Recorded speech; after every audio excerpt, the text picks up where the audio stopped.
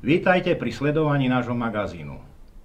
Prinesieme vám v ňom pohľad na reálny stav našej tzv. Demokracie. Mediálne vytváranému dojmu demokratickej spoločnosti je čoraz ťažšie uveriť. Aj preto naše videnie spoločenskej reality zo zrejmých dôvodov neuverejňa žiadne oficiálne médiá. Naopak, môžeme sa stretnúť s označením takýchto postojov za extrémistické či spoločensky nebezpečné pre tento skorumpovaný systém. Už 25 rokov úspešne dobiehame Západ, avšak medzi tým Západ dobehol nás. Stali sme sa kolóniou kapitálu a novodobými otrokmi vo svojej vlastnej krajine. Zbavili sme sa svojich štátnych podnikov, bank a poisťovní. Zlikvidovali sme prosperujúcu poľnohospodársku veľkovýrobu, zdecimovali školstvo a celý sociálny a dôchodkový systém. Vytvorili sme priestor pre špekulantov, ktorí rozkladli národný majetok, budovaný po druhej svetovej vojne, a pre zahraničných investorov, ktorí vyciciavajú na Slovensku vytvorené hodnoty. Štatisticky umelo znižovaná nezamestnanosť už dosahuje závratné čísla. Stali sme sa kolóniou, kde pracujúca chudoba znáša nevídanú mieru poslušnosti, skromnosti a tolerancie a odpustite za výraz aj značnú dávku tuposti. Oklamaná väčšina národa si aj napriek neustále sa zhoršujúcej životnej úrovne stále neuvedomuje podstatu tejto krutej reality. Naďalej ponížene nesie svoj otrocký údel a verí na zázrak a lepšiu budúcnosť. Čoraz viac oklamaných, ohlúpených a médiami dezorientovaných občanov si začína uvedomovať, že niečo nie je v poriadku.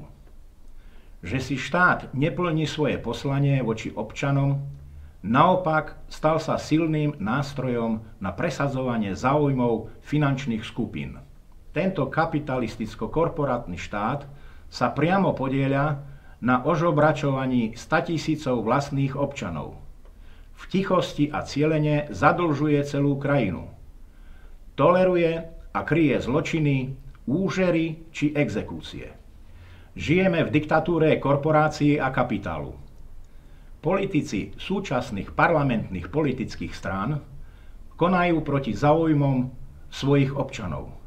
Ich politické rozhodnutia sú toho jasným dôkazom.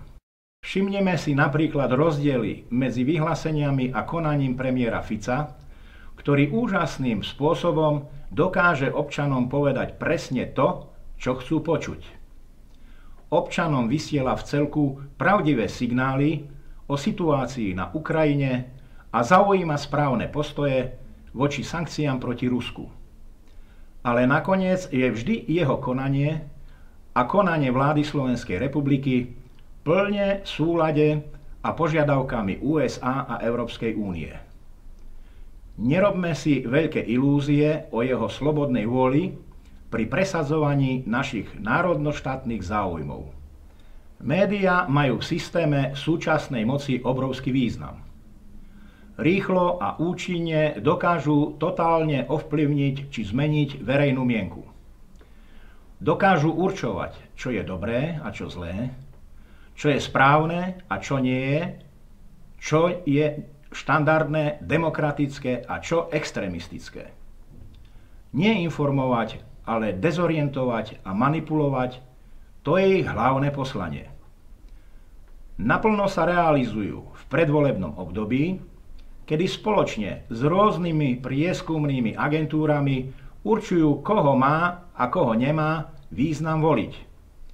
Dopredu určujú víťazov a porazených, ale v konečnom dôsledku sa po voľbách nič zásadné nezmení. Aj keď sa politické strany striedajú pri moci, v ich pozadí stoja vždy tie isté ekonomické elity. Je to dokonalé politické divadlo, pretože za oponu vidí len málo kto. Aj podľa nášho premiéra nie sme právny štát a my doplňame, že tu skôr vládne legislatívny chaos.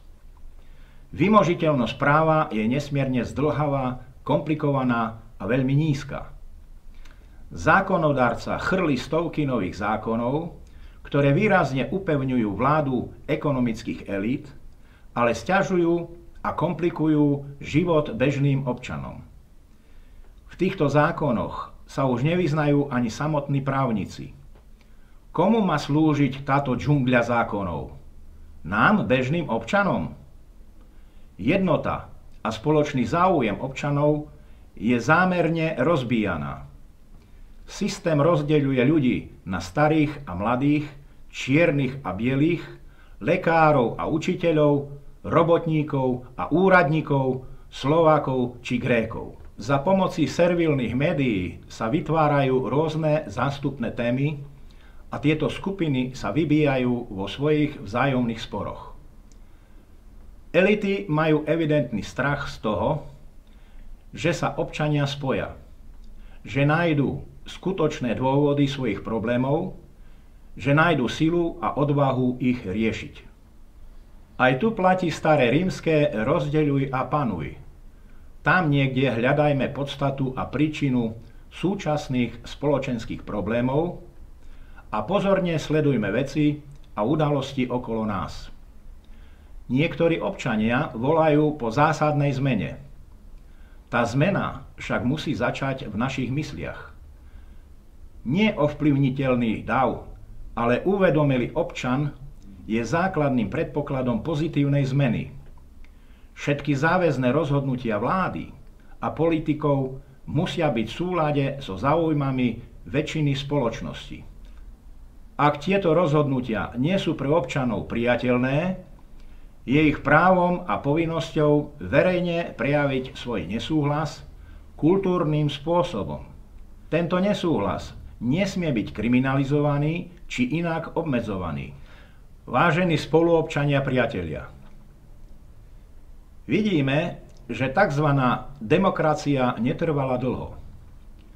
Tí, čo ovládajú tento systém, sa snažia o dehonestáciu protestov a zhromaždení rôznymi spôsobmi. Či už nasadením profesionálnych provokatérov, alebo vytváraním silného mediálneho tlaku. Hlavným cieľom tejto snahy je odradiť verejnosť od akýchkoľvek verejných prejavov nespokojnosti. Korporácie dnes majú v rukách nevydané možnosti. Okrem politikov ovládajú všetky tzv. Piliere demokracie, políciu, tajné služby, súdnictvo či prokuratúru. Presadili si rôzne pochybné zákony o extrémizme tak, aby mohli rýchlo a účinne eliminovať nespokojných občanov. Nie je tajomstvom, že sa k tomu využívajú najnovšie informačné a sledovacie technológie. Preto každý organizovaný odpor proti tzv. Demokracii môže byť už v zárodku úspešne zlikvidovaný. Vieme, že k tomu, aby tento zločinecký systém dokonale fungoval, potrebuje nielen kúpených služobníkov, ale hlavne milióny, prepáčte za výraz, užitočných idiotov. Teda ľudí, ktorí sú dostatočne zmanipulovaní a závislí na konzume a médiách. Zamyslite sa aj vy, do akej skupiny sa môžete zaradiť.